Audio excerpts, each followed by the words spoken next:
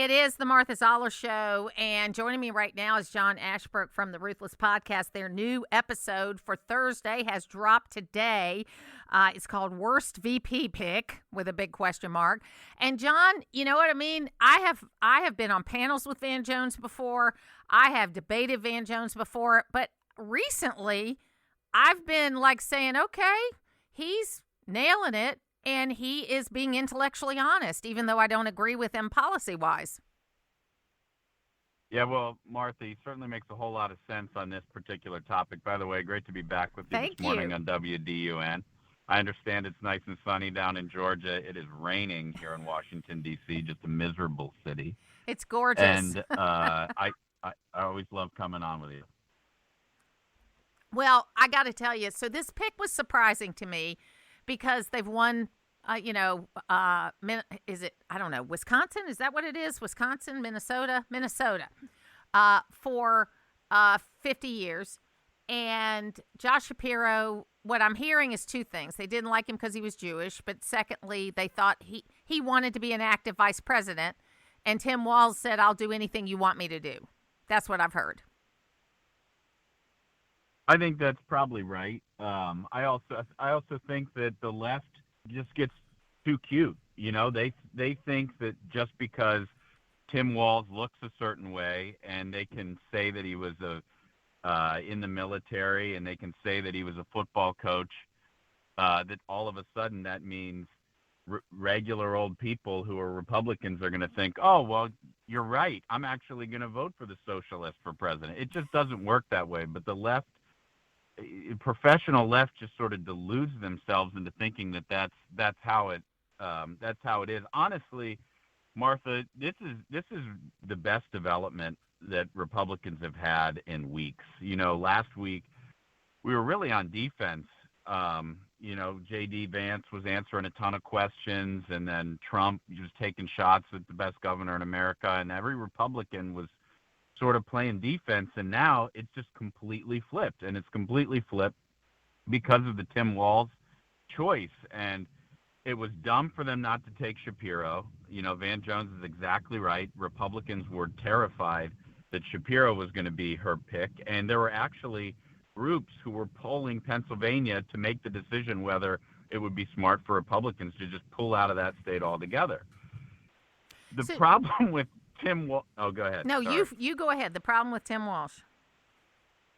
The problem with Tim Walz is not only was it a bad decision to take Walz over Shapiro, but he just keeps getting worse. I mean, you've seen all of the veterans who are completely losing their minds because of this stolen valor scandal. But I just learned this morning. You remember at the Kamala rally where they introduced him, they made him sound like he was Kirby Smart, you know, like he was like a head coach and he brought this school to the state championship. He was a defensive coordinator. And defense wins championships. Everybody loves a good defensive coordinator, but why not just say he was the defensive coordinator? Why not just say, yeah, he was in the military? Instead, they have to act like he was charging into battle when it turns out that's not true. And, you know, Democrats really, I'll shut up here in 1 second, but as much as we on the right complain about how easy media is for Democrats and how fawning the coverage is for Democrats, sometimes it comes back to bite them. And, you know, there's an old law in physics that for every action there's an equal and opposite reaction. And I think the same thing applies to politics. And in this case, the easy press, who wasn't asking Tim Walz questions when he was running for governor and completely dismissive of any criticism of him inflating his resume, inflating his service, that has come back to bite them because he wasn't properly vetted.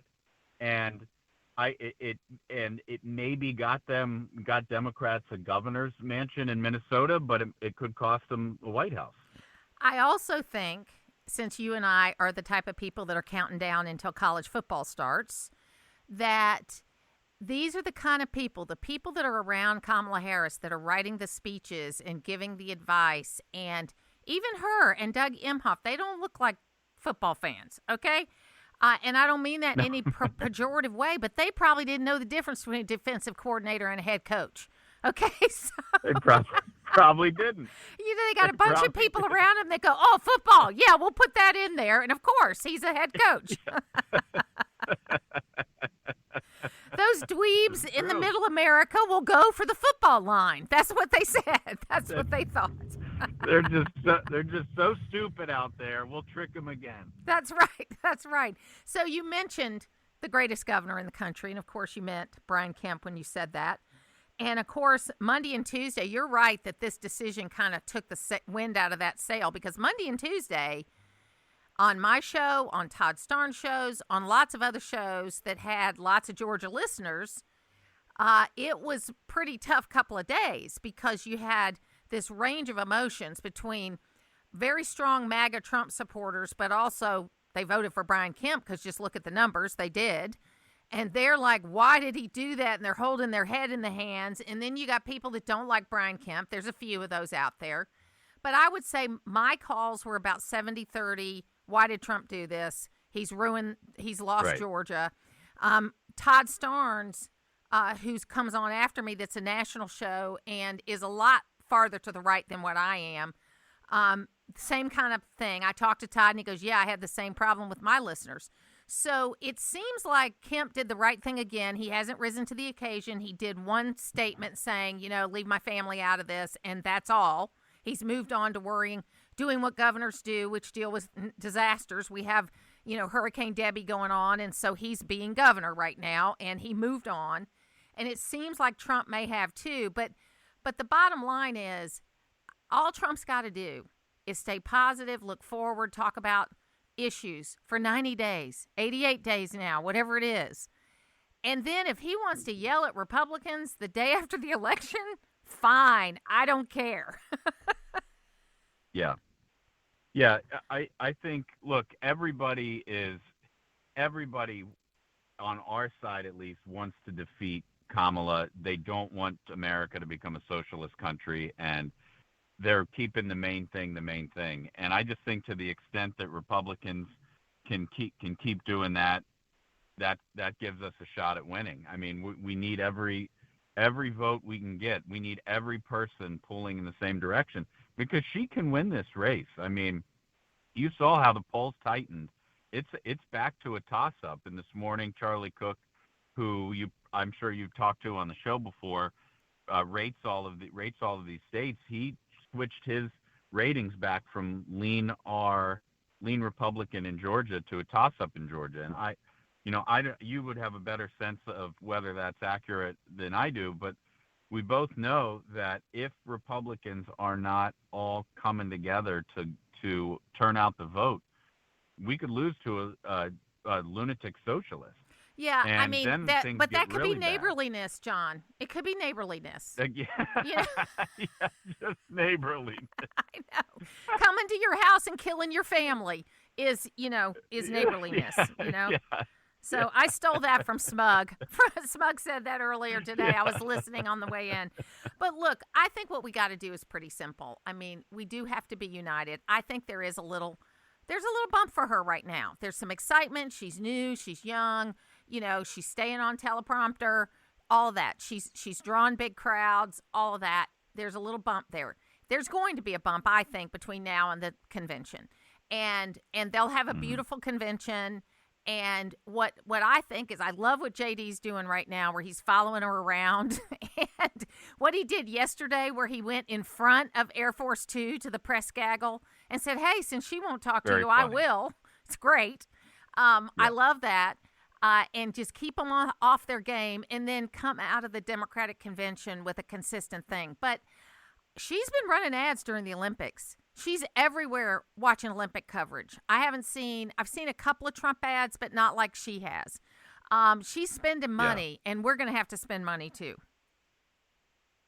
Yeah, no, that's exactly right. And there have been some articles written that, it's not just in Georgia where there's a disparity between spending among Democrats and Republicans. Hopefully some of these groups get rolling here and start spending. We need the advertising. The message has to get out, because, not only Does she get the advertising she pays for? She gets the advertising in the news every night that's free of charge for her. Well, So I mean, and honestly, John, you've written speeches before. She's not saying anything in her speeches. She's talking about lowering inflation, lowering costs, but she's not acknowledging she's the one that is part of the administration that raised it. And she's just giving these speeches, and no one is calling her on it. And so I want the debates to happen because at least, and I think they will, at least somebody will challenge, at least Trump will challenge her. Even if the moderators won't, right? So we've got to get the message out because there's plenty of stuff in her own words from the last 3.5 years that all you got to do is run that stuff on a loop, and we should be able to win. Yeah, yep, you're exactly right. And now she's doubled the lunacy with Tim Walz. I mean, you probably played the clip where he said that if they build a 30-foot wall at the southern border, he's going to invest in a 30-foot ladder company. I mean, it's absolute insanity from the left on there. And we've never had a ticket like this.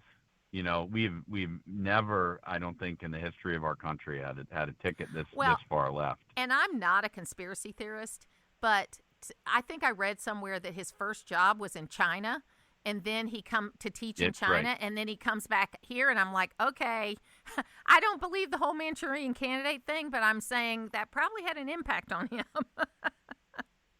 Well, Josh Shapiro didn't spend years in China teaching. He's just like I for the life of me, I'll never figure out why they took Walz over Shapiro, but you know, their loss is our gain. But what is funny about Shapiro, and I guess we'll never actually challenge him until he runs for higher office, which I think he will, is that he comes off as this sort of, people perceive him as being a more moderate Democrat, but he's really not. Okay, I mean, you listen to what he says, it's pretty radical. And even the 2 weeks leading up to him being considered, he got more and more radical as the 2 weeks went on. I mean, I know he was trying out, but still. Yeah, no, that's exactly right. I mean, there aren't very many on their side anymore who are middle of the road type politicians, which is a real shame because, you know, we used to have a pretty even system in this country where everybody might have disagreed about politics but tried to find some common ground in the middle. And the Democrats have just gone so far off the left. So and just yesterday before her rally, Kamala met with an anti-Israel group, a self-described anti-Israel. She met with them. It makes no sense. It's like why is she doing that? Why isn't she meeting with voters? Well, in that vein, 2 of the squad have been beaten in primaries, and Ilhan Omar has her primary, I think, next week or the week after.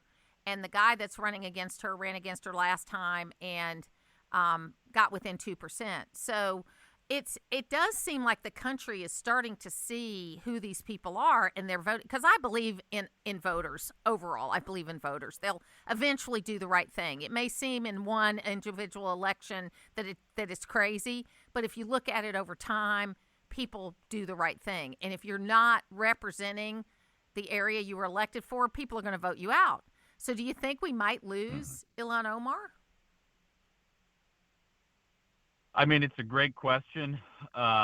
It would sure be nice to send a message. But I don't know. I actually haven't seen the polling on that race, so it's hard for me to say with any degree of certainty. But there does seem to be a backlash of sort of normie voters who really don't like this hard left attitude that's coming from the Democrats, and they're at least trying. Some are trying to course correct.